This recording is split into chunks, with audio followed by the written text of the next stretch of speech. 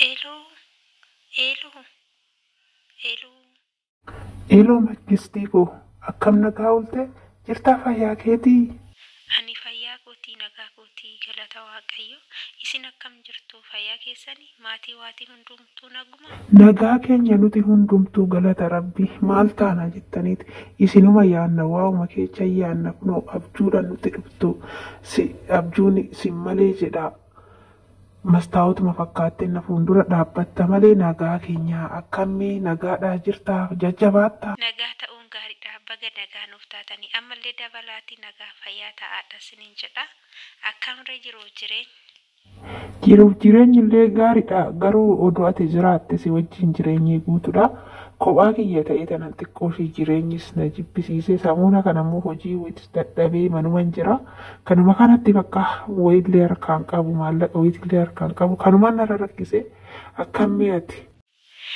Hojii maal goote maal hojii duraan keessa jirtu gadi dhiiste moo akkamitti hojii dhabdee hojiin qabanaan jettee turte? Eeyyin hojii nan qaba ture garummoo samuuna kana halaqaadhaan walitti buune halaqaan amaluma addisii baasa sanuma saniifan aarii isaa walitti buune jennaan manatti deebi'e samuuna kana ammaaf amma erga manatti deebi'ee dalagaa addaan kutee baatii lamaafan deemaa jechuudha. Iban ana yoom natti himtere hojii addaan kute jettee maaf natti himtere aga kana hundaa baatii lamaa muluudha baay'ee mana teecha jechuudha kaa. Ani naarta jedhee toonan sitti mudhiisee hojii bichaa gadhiisuu osoo hin taane samoonni wanni badee barii bilbila kiyya jechuudha halaqaadhaan walitti buunanan aarii tanan bilbila kiyyaanan cabsee na jalaa cabe sababa saniifan badee siif galee. Maal jechuudha bilbilli na jalaa badee yookaan na jalaa cabe jechuun amma bilbila inni natti haasa'aa jirtare? Bilbila hiriyyaa kiyyaa tokko keessa siimii godhee tananii haala saniin si dubbisaa jira jechuudha. Sanuu innuu natti kennu didee wanni namaa kuni giddin irraa fuudhee har'a bilbili isaa na bira jira. Bilbila isaati siimiin garuu kiyyaa. Akkas taanaan rakkisaadha kaagaa yoomitu waan namaa qabattaree silaa hojii siin qabdu bilbila siin qabdu baay'ee rakkisaadha. Homaa rakkoon qabu bakka baatiin kun mindaan kiyya yaabuuti bilbila hin bitaatta siifaan erga maallaqa. Waan biraallee sittiin himne sittiin hima jedhaatumani. Manni kiraallee jechuudha kan baatii afurii hin kaffalle jechuudha amma jarri hiqaa kee gurra dhufeenaan jechaa jiru garuu gara itti deemuu qabu. Yaani si malee namni rakkisu hin jiru waan ta'eef isallee ergaa mee waanaa jechuu dandeessaa? Baatii afur muluu doon kaffaliin akkamitti gammaa taa'uu dandeecha jechuun aga baatii afurii jarri nama si teechisan jechuudha moo maal jechuudha?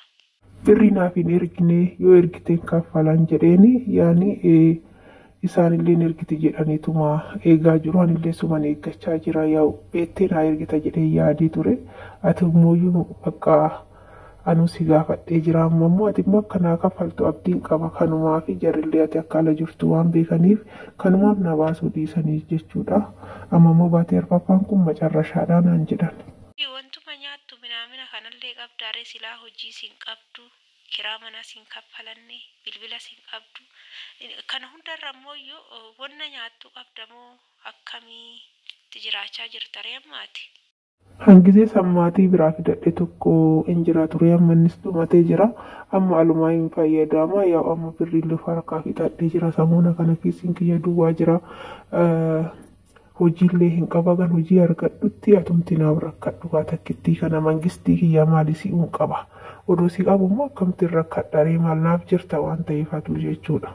Dhugaa rakkisaadha akkanatti yoo ta'ani rakkoon qabu bakka kana hunda herreeggiti walitti meeqa akka ta'e natti miti kiraa manaatillee kan ji'a afuriitis immoo kan gara fuulduraa kan ji'a sadii takkatti dabaliitii bakkuma tokkotti asirraa cufa.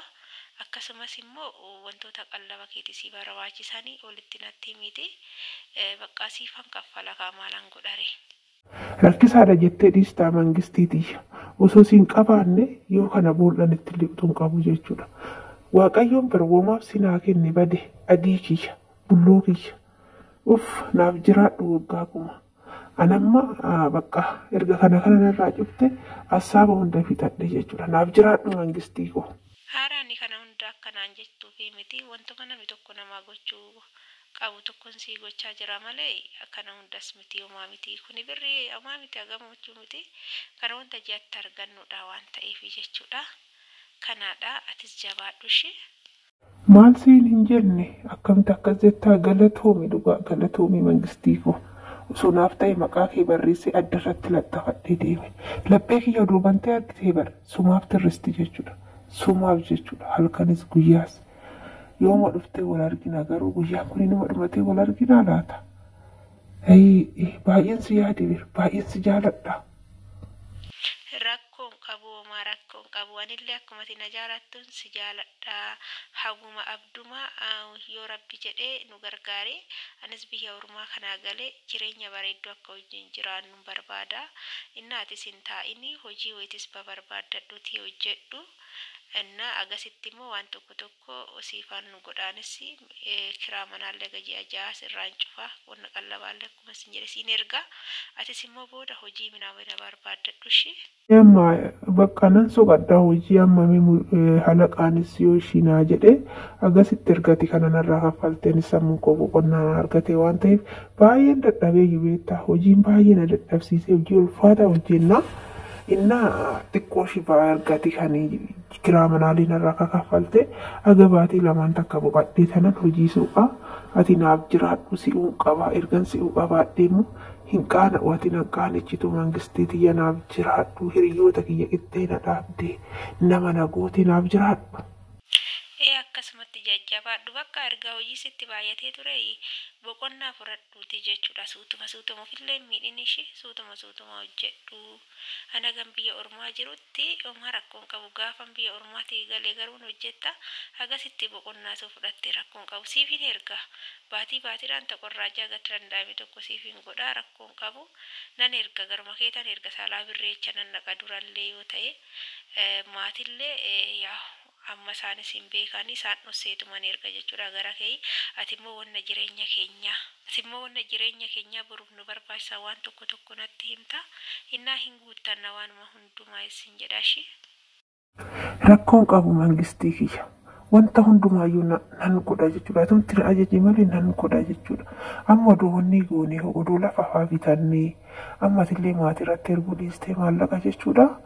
Gara koo ergitee maallaqa hundumaayyuu lafa oduu bitannee maal rakkoo qaba mana oduu ijaarrannee yoo atis dhuftee manuma kiraa keessa teenya jechuudha.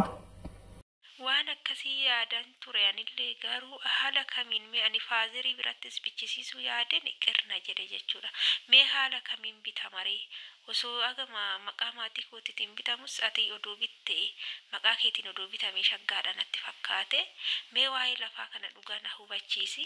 Bakka anillee lafa nan gaggaafadha gatii lafaallee nan gaggaafadha jedhi agati birrii walitti qabattutti ijoolleerraan liqeeffattu qubiilleesse tokko mala goote jechuudha. Aga birrii walitti qaqqabdutti ani mooyyuu lafa nan soqeessitti hima in turu boruma ganamarraa nan lafa soqufa kaashi kun shaggaadha mataa maqaa maatii keetiitiin yoo bitte obbolaawwan kee buruu rakkoo nurraan gahuu danda'u waan ta'eef maqaa kiyyaa yoo bitame maal immoo gaafati galte maqaa kiyyaaf kee goona jechuudha. Dhugaa yaada gaariidha kun yaada gaarii na kaaste innaa bakka lafa sossoqii anillee akkuma isin jedhu qubii duraan kanaan dura sitti misan hin beektame isinis naaf hin baane yoo naa bahi bakka ijoolleerratti daddabalee nan bitaa agaa gatii lafaa natti himtaati bakka boruma ganama jechuudha boruma ganama dawwali deebisiitii naatti himta anis immoo birrii walitti qabee akkaawuntuma keetii irratti hangalcha tole.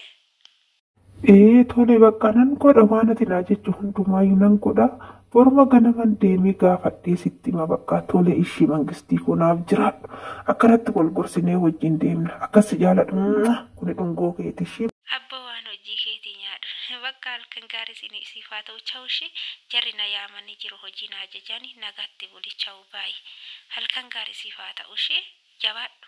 Nagattee deemuu keetiilee laphee koo tirtir na goote. Maali sila osoo na bira jiraatte bakka ishii chawu nagaatti wal agarree bakka boru siin daawwala bareedduu koo.